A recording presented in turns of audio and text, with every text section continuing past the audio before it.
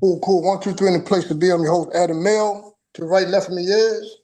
Because the government. And Jammer One. We have a special guest in the building. And he needs no introduction. What's going on, Mickey Factz? I'm good. I'm good. Good to be here, man. I'm happy to be here. That's what's up. What's up? What's up? A little nervous because, you officially is like our major guest. You know what I'm saying? We've been having local artists for the last year and a half. So it's a blessing and an honor to have somebody of, high caliber in the industry. I appreciate that. Where you guys from? I'm from B-More. Shout out to Baltimore. That's what's up. Yes, sir. I was watching the interview you did with Curtis King. I think that's his name. You know what I'm saying? Shout out to Curtis King.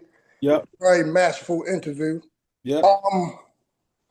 I have a team of two high caliber hip hop historians here to help me out with my fumbles. You know what I'm saying? First of all, y'all definitely from Baltimore. My man said two. Yeah. Definitely from B-More. Start off, man, with your humble beginnings from the Bronx. I believe he was born in 1982, right? Yeah. 1982. That makes me 43 on Sunday. That's what's up, man. Congrats. Yeah, man. Let's tell us a little bit about yourself, man. Your humble beginnings. Who was your influences and stuff like that? Oh man. So before I was even born, my father was rapping to me in the womb. Let's start there. All right. So like this thing is divine. It's divine for me to be here. You know what I mean? I know a lot of people who play classical music to the baby. They might play some smooth jazz. Now, my pops was rapping to my mom's stomach.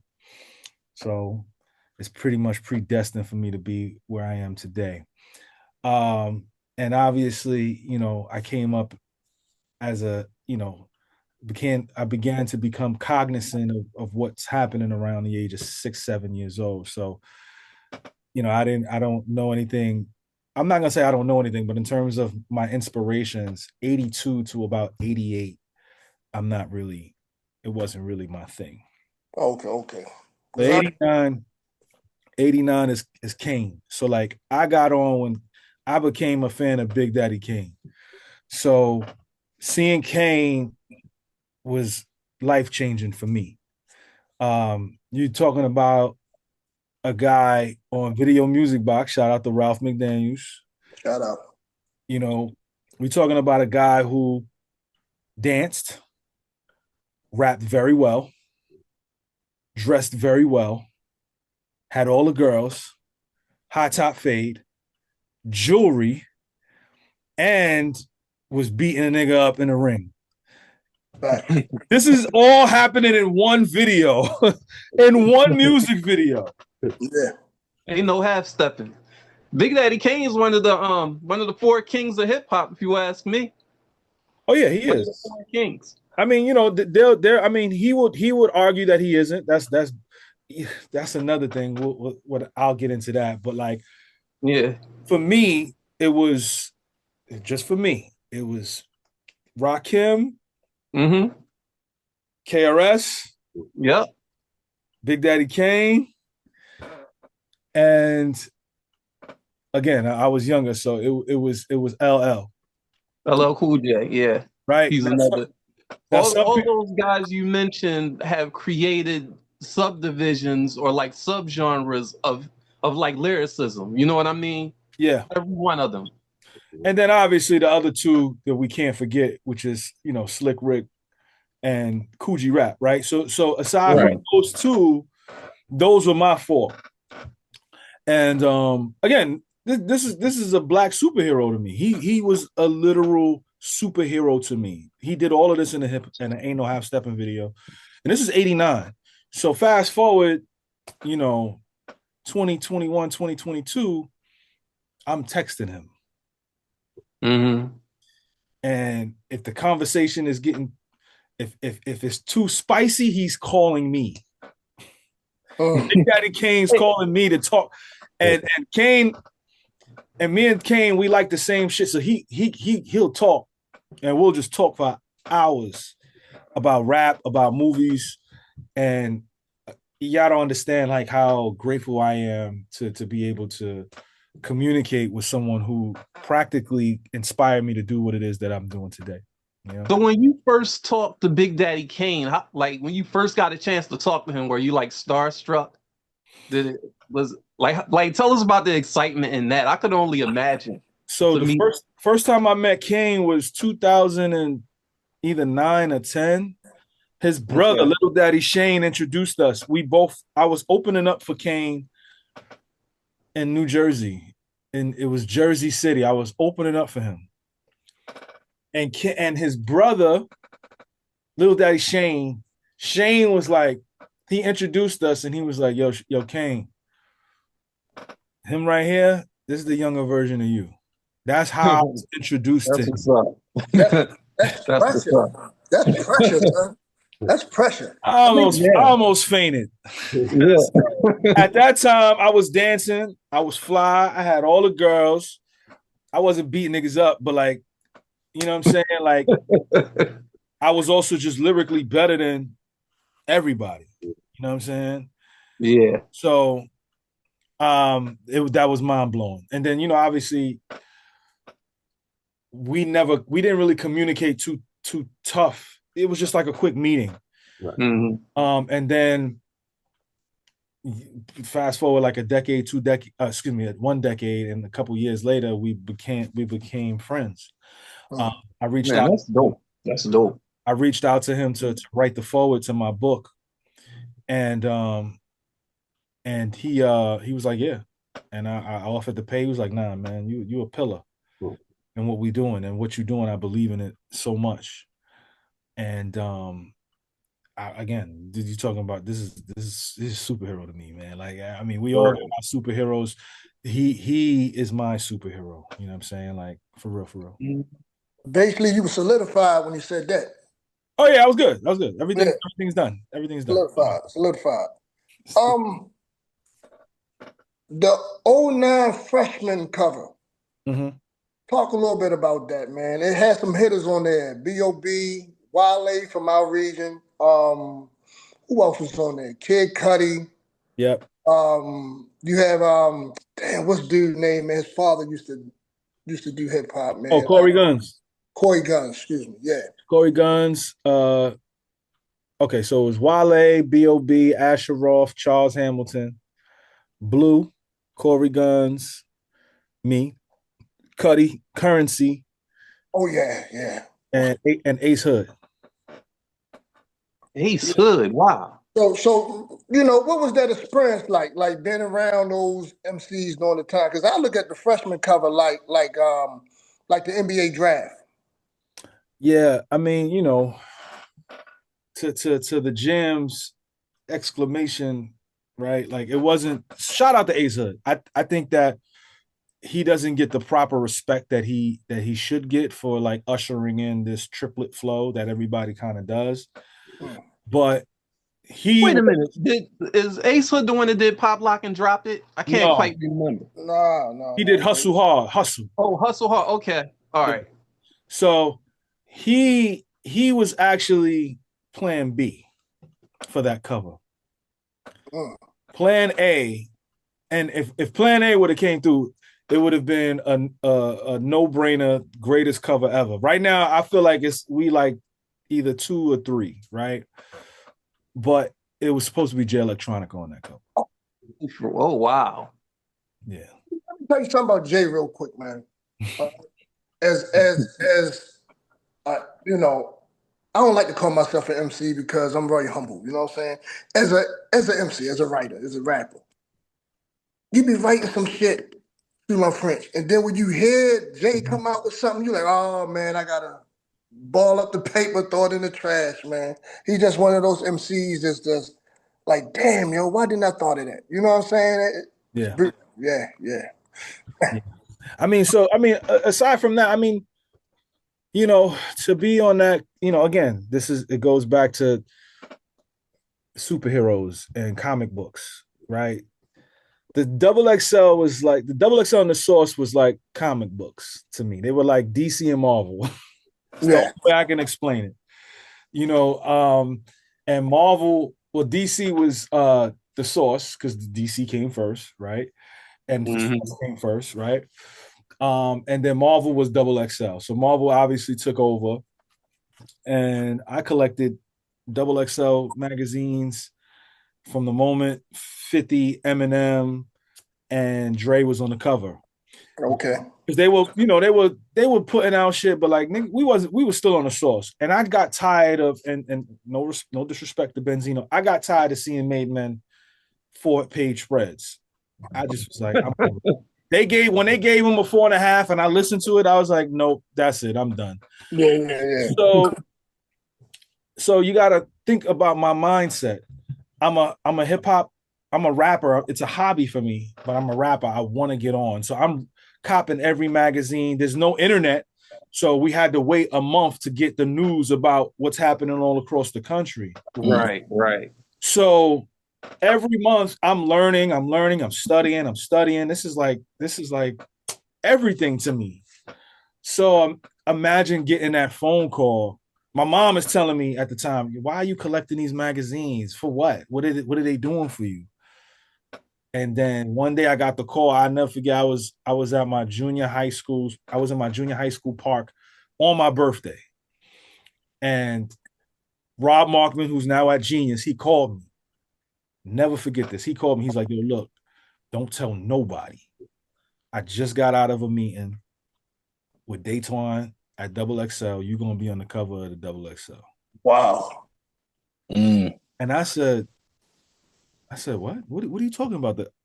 How am I going to be on the cover of the Double XL? He said, you remember the freshman cover they did 2 years ago with Lupe and all of them? I was like, yeah, I remember that.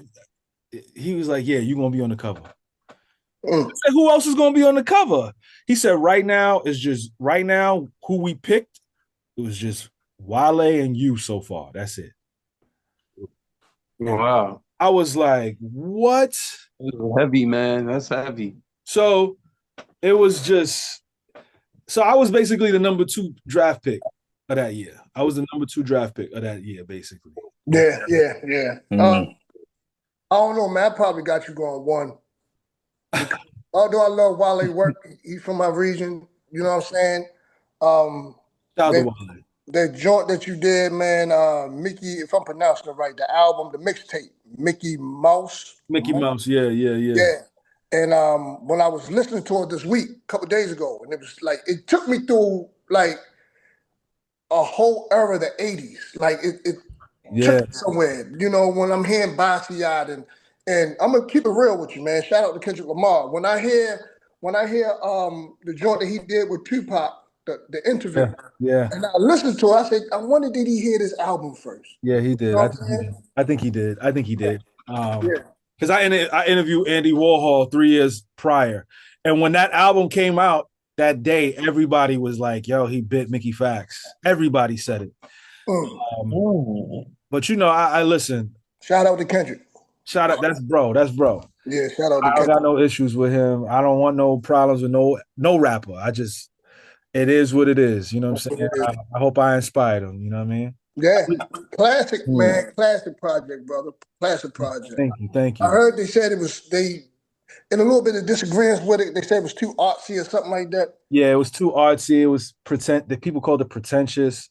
And that's what I was into at the time. I was into art, you know what I'm saying? And I wanted to express that. Like, I feel like as MCs, we are supposed to rap about what we're inspired by.